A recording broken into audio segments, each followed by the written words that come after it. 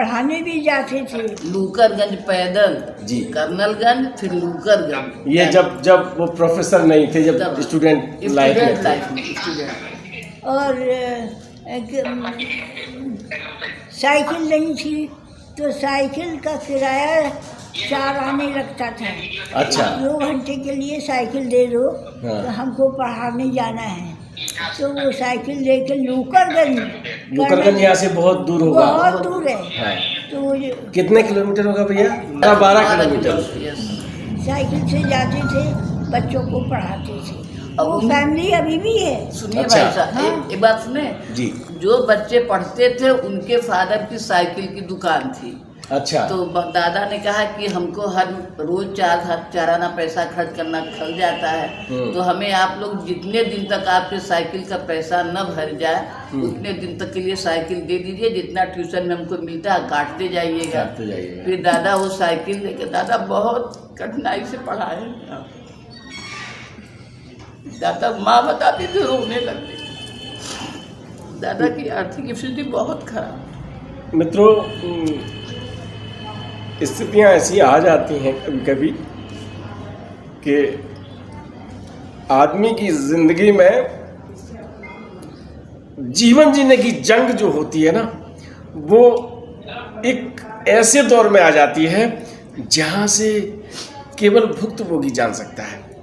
लेकिन आपको मालूम है, सोना हमेशा तब के निखरता है, और वो ऐसे निखरे कि उन्हें सीधे सीधे भगवान मिल गए और भगवान ने अपने आप अपना लिया। दीदी, दादा कैंची धाम जाते थे, आप भी जाती थी, कमला दीदी भी जाती थी, तो वहाँ जाके क्या वार्ताएं हुआ करती थी? ये ऐसा कैंची में बहुत अंग्रेज आते थे जी। और जो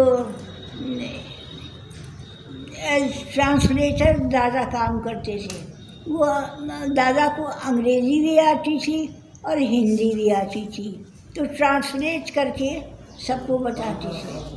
वो खिड़की है ना जी कैंची में, जी जी, तो महाराज जी अंदर बैठे रहते थे जी और भीड़ बाहर लगी रहती थी।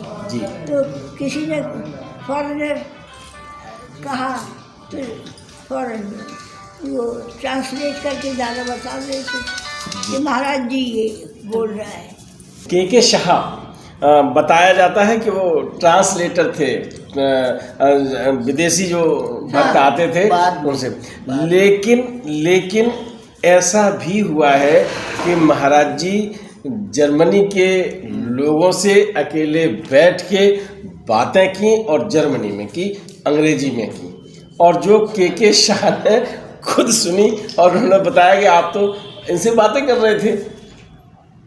ये घटनाएं, एक घटना और है रामदास जी की। रामदास ने जब बुक लिखी और उन्होंने एक प्रति दी थी और ये कहा था कि कहीं कोई गलती हो तो देख लेना।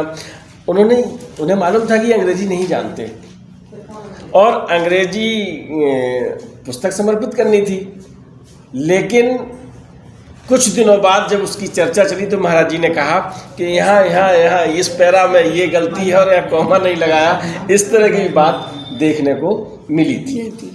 तो महाराज जी, एक मिनट जी असल में महाराज जी तो सब जानते जी, हर लैंग्वेज जानते, सब कुछ जानते। वो सिर्फ दिखावा था कि वो भैया ट्रांसलेट करके हमको बता रहा है।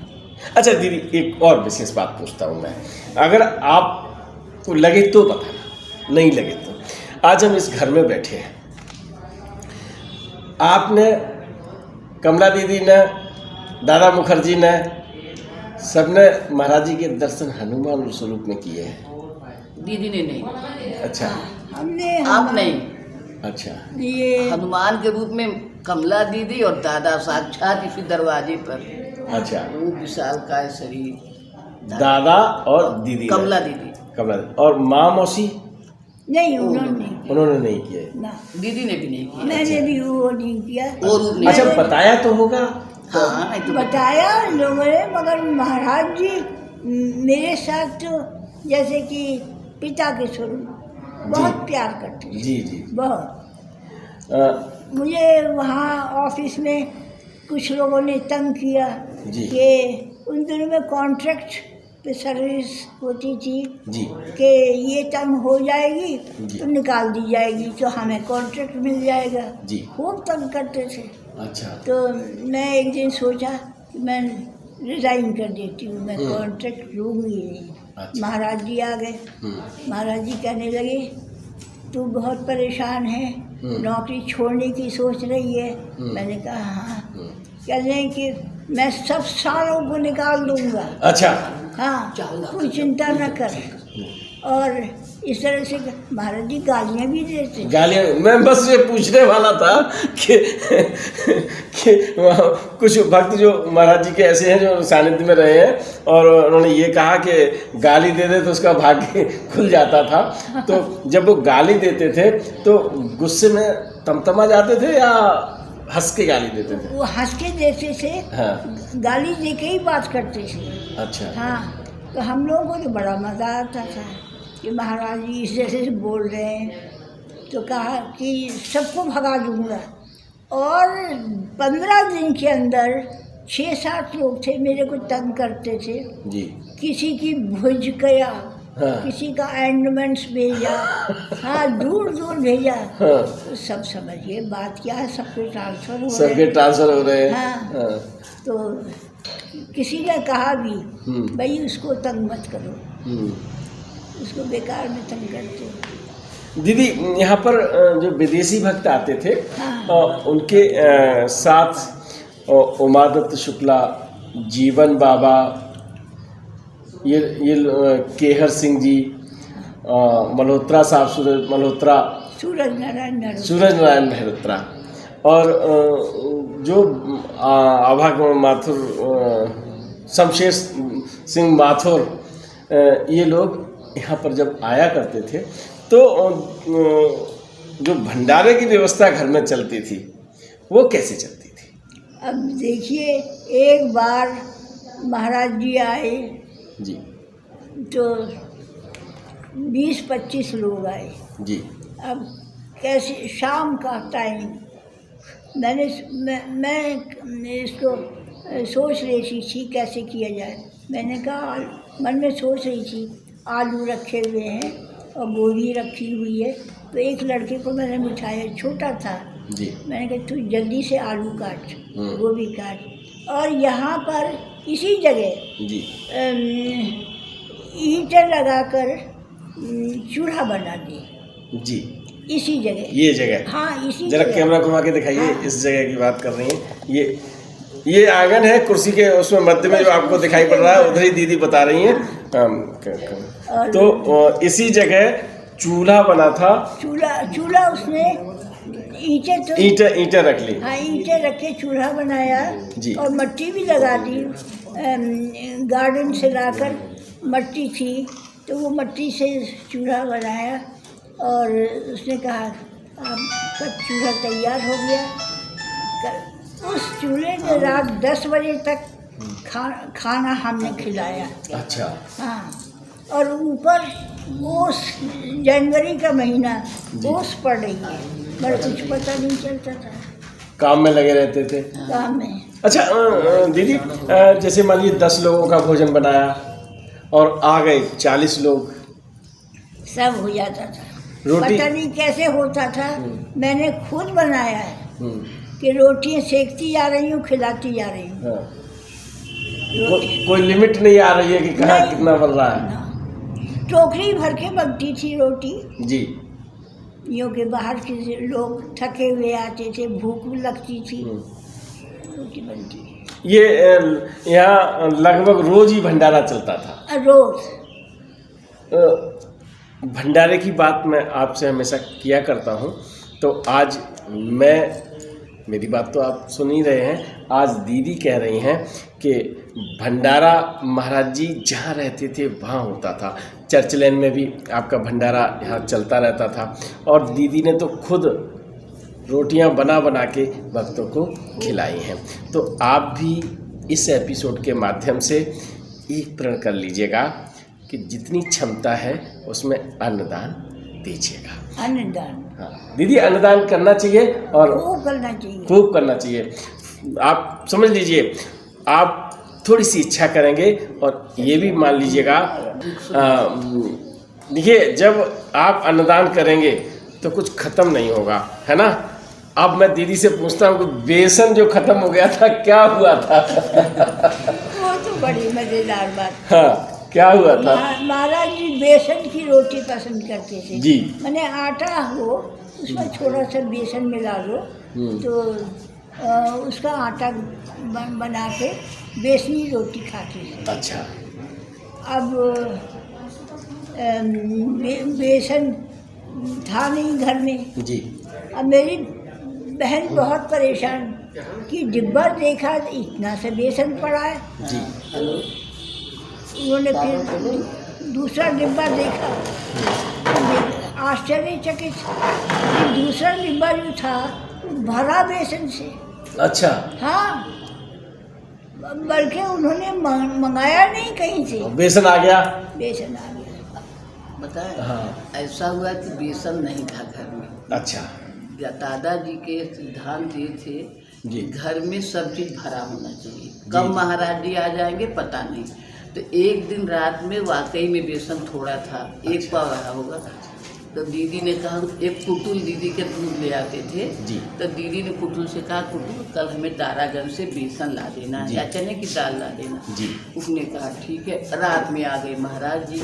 अब महाराज जी ही नहीं आए बल्कि बहुत लोग आ गए उनके साथ। और माँ से, दादा से, दीदी से कहे, बड़ी दीदी को हम माँ बोलते थे, मेरे से माँ ही निकलता जी है। जी जी जी। तो माँ से कहे कि हमको कमला मुझे भूख लगी है, खाना बना।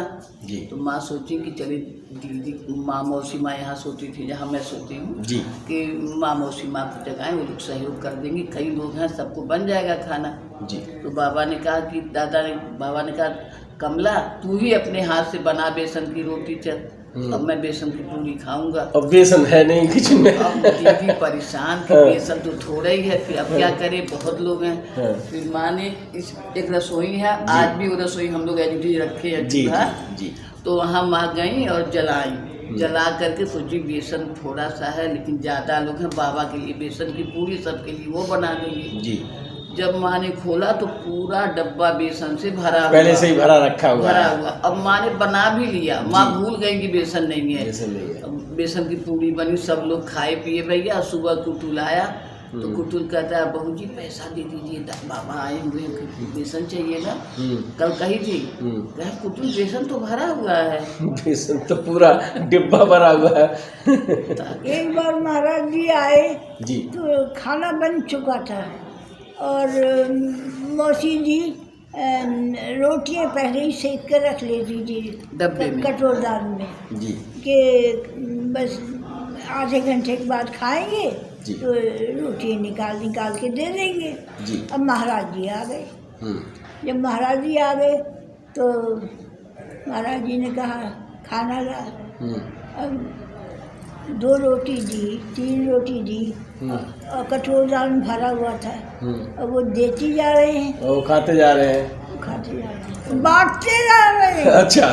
दूसरे लोगों को दे रहे भजन हैं। हाल देखिएगा जी जी। इसमें 70 लोग बैठ के एक साथ भोजन कर सकते हैं। अच्छा। और सब भक्त भर गए। हाँ। कमला दीदी वहाँ पे रोटी सेक रही, दादा सर्व कर रहे हैं, पूरा भंडारा सब लोग खा लिए। और वो कटोरदान आज भी है, उसमें रोटी भरी की भरी रखा है कटोरदान। दाद माँ घबराती थी कम हो जाएगा तब क्या करेंगे, लेकिन काहे कम होगा। लेकिन इसका तो प्रत्यक्ष प्रमाण आज भी यहाँ है। हम लोग गुरु पूर्णिमा करते हैं जी। कितने लोग आते हैं कितने लोग नहीं आते मैं कह नहीं सकती, लेकिन मेरे यहाँ 2 ड्रम पूरी तब भी बची रहती है हमेशा बांटने के लिए। मित्रों, आपको पता है मैंने आपको सुनाया था कथा नंबर 101, और जो भंडारे की बात है वो हमारे यहाँ भी कैसे समाप्त नहीं हुआ, किस तरह से भंडारा बढ़ा था, बढ़ जाता है ना। और किस तरह से उस भंडारे को मैं सोचा कि अब ये कैसे ख़त्म होगा, और जैसे इच्छा की थी तभी खत्म हुआ था। तो वो आपने सुना था। तो आज आप प्रत्यक्ष देख रहे हैं, दीदी, बड़ी दीदी और छोटी दीदी दोनों लोग बता रहे हैं कि भंडारा कभी खत्म नहीं होता। सही बात। आप भी सच्चे मन से भंडारा करिएगा, गरीब लोगों को खिलाइएगा, अक्षम लोगों को खिलाइएगा, ऐसे लोगों को खिलाइए जिनसे आपका कोई नाता नहीं हो पाता है। आप सोचते होंगे कि हमने दावत की है ना, तो व्यवहार में खिलाना करिए, उसको कोई मना नहीं कर रहा, लेकिन ऐसे व्यक्तियों को जिन्हें अन्न की आवश्यकता है, जिन्हें अपना जीवन चलाने के लिए अन्न उनके पेट में जाना चाहिए, ऐसे लोगों को आप भोजन खिलाएंगे तो बहुत अच्छा लगेगा।